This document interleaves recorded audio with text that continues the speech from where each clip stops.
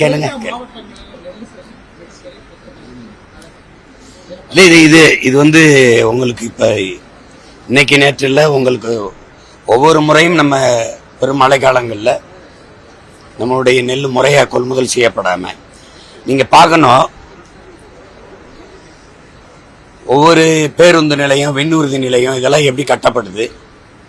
ஒரு மாவட்டத்தின் தலைநகர்ல கூட ஒரு உணவு சேமிப்பதா நெல் கொள்முதல் பண்ணி அதை சேமிக்கிற கிடங்கு இல்லைங்கிறது எவ்வளவு பெரிய வருத்தத்துக்குரியதுங்கிறது நீங்க பார்க்கணும். இப்ப நம்முடைய அரசு வந்து இந்த டாஸ்மார்க்ல விற்கிற சரக்குகளை பத்திரமா பாதுகாக்கிறதுக்கு பெரிய பெரிய கிடங்குகளை கட்டி அதை குளிரூட்டி அதுல வச்சு கண்காணிப்பு கருவி போட்டு காவலர்களை பாதுகாப்புக்கு போட்டு பாதுகாக்கிறது. ஆனா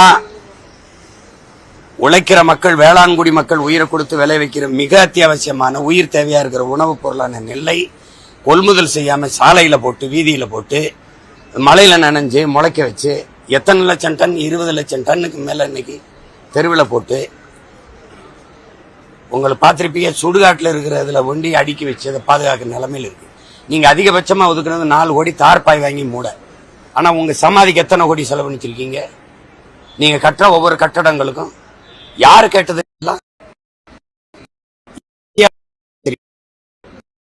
யோசிச்சு பாருங்க.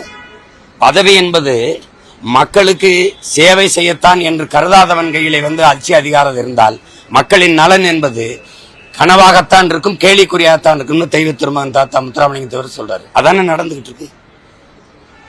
இன்னைக்கு நேத்தான் நடக்குது. எத்தனை ஆண்டுகளா சொல்லுங்க,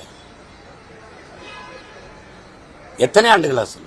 உங்களுக்கு மனச்சான்று இருந்தா நெல்லை தெருவில் போட்டு முளைக்க விடுவான ஒருத்தன், மலையில நனைய விடுவான ஒருத்தன்.